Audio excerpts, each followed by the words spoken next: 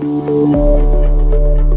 sure to review the cautions and warnings outlined in your pump's manual prior to installation or operation. Your pump's manual is available on All-Flow's website. When you first receive your All-Flow pump, inspect the box to ensure that there is no visible transit damage.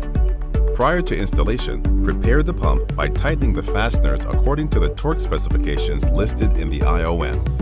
Next, install the muffler, which must be installed to reduce sound levels. Install the pump in an accessible location to facilitate future maintenance. When possible, it's best to install the pump using the shortest pipe with the minimum number of pipe fittings. The piping should not be smaller than the connection size of the pump. When pumping liquids of higher viscosity, larger piping may be used to reduce pipe friction losses.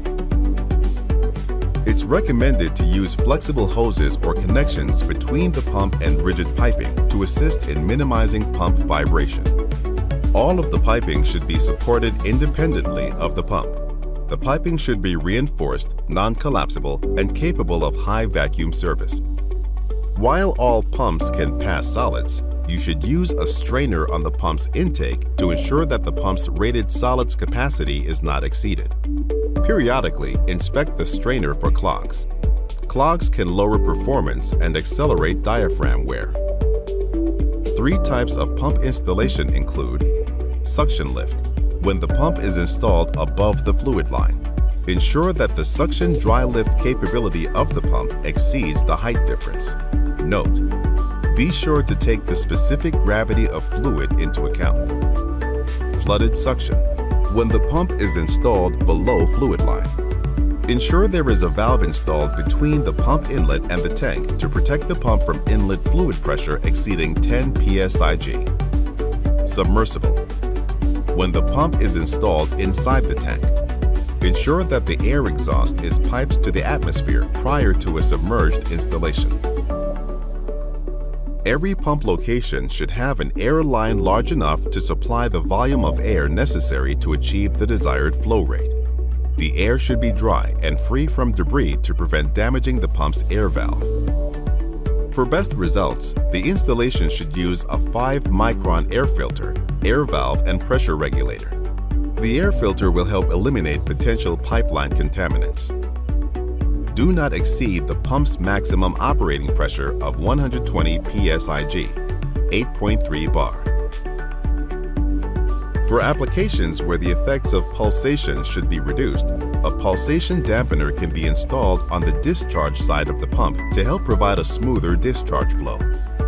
This function is critical in applications that need to minimize system vibration to protect and enhance the accuracy of downstream instrumentation. It also extends equipment life by reducing the load on the pump. The mounting feet can also be used to minimize vibration.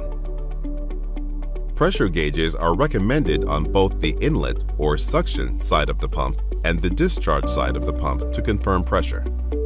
Pressure gauges can assist with any required troubleshooting and can be used to monitor the pump's performance. An isolation valve is recommended to further protect the pressure gauge. For applications that handle flammable fluids and/or wherever static electricity is a hazard, the pump, as well as the surrounding equipment, must be properly grounded. To ground the pump, loosen the grounding screw and install a grounding wire. Tighten the grounding screw.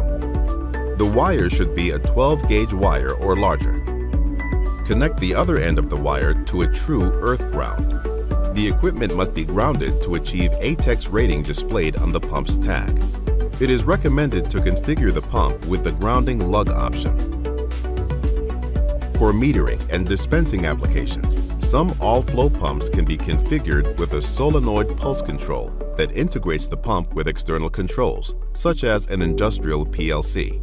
This provides speed and flow rate control of the pump, which is crucial for dispensing and dosing applications. When you're ready to start the pump, either for the first time or after service, All-Flow recommends doing it slowly and letting the pump ease into the desired flow rate and performance.